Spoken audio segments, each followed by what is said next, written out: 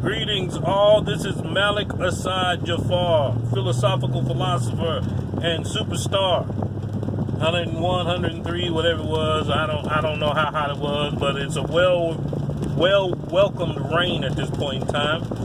And it's a little cooler, but you know it's going to come followed by a lot of heat. But this isn't the weather forecast. I want to get right into it and talk about the topic of social encapsulation or a social cocoon. Now, before going into the specifics of social encapsulation or social cocoon, I want to ask you a question. Doing an assessment of yourself, I'd like to know how many people in your life do you have that are negative?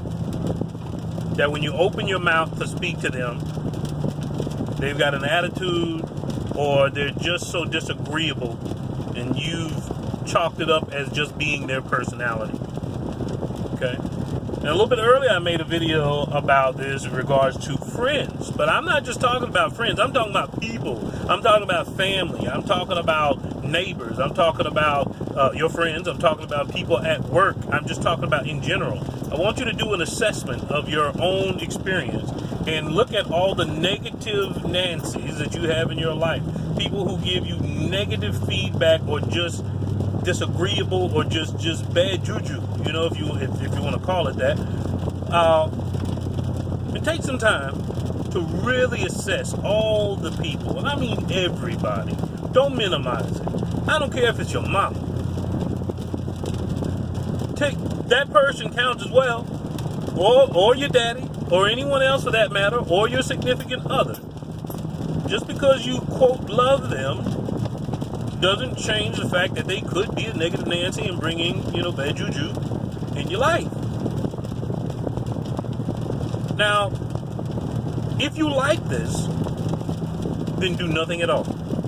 You keep doing what you need to do and do what works for you. But if you do not like this, and every time you open your mouth, they've got something negative to bring around or something to say, and just you make a statement, they've got to counter it with something. A general conversation that you could have, and two people passing opinions about a conversation, their position is to challenge your thought about it, as if your thought is wrong, or your opinion on how you want to approach things. I mean, I'm trying to make all these different examples to look at for a person. Two things. Either A, these people who do these things don't like you. Okay? They don't like you, can't stand you, and whenever you talk and say whatever the case is, this is how they approach. Now, on the other hand, it could be, as I said before, they just want to give you bad vibes. Not because they're choosing to, but they just can't help it. And it's a hindrance to your level of self-efficacy. Okay? What you should do at this point in time, if you have these individuals in your life, is you should identify with 3 different types of social encapsulation. Now, I'm throwing these out here, and then your job, if you choose, is to look up the specific natures of these types of social encapsulation. First, you have physical. Okay, physical encapsulation. You have emotional, encapsulation. Right there, we had a little glitch there with this weather. Some people don't drive as good as others in this wet weather.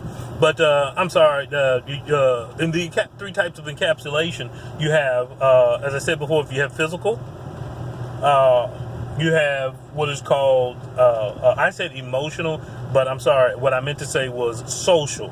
So you have your physical encapsulation, you have your social encapsulation, and then last you have what is called ideological isolation. I'm sorry, encapsulation. Please, I hope that I haven't been saying the wrong thing. But physical encapsulation, social encapsulation, and ideological encapsulation. What is the importance of these different types of encapsulations? The importance is, again, creating a plan for self to do something different. In order to get something different, you must do something different. And so if you've been entertaining yourself with other people that give you the blues, or when you're going through the blues, they give you more blues and they're not a part of it, they're not a part of the solution, they're a part of a problem.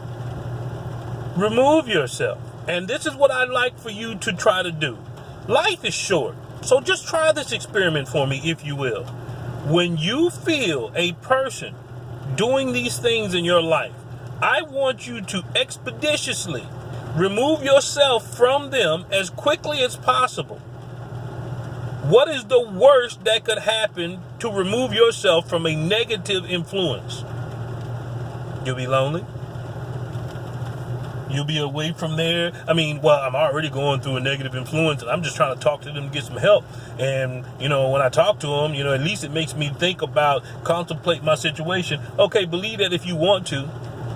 Your best thinking got you into a situation. Your best thinking or better thinking can get you out of a situation. But it will not be done with more negativity and more heaviness about your situation. Nothing wrong with corrective criticism.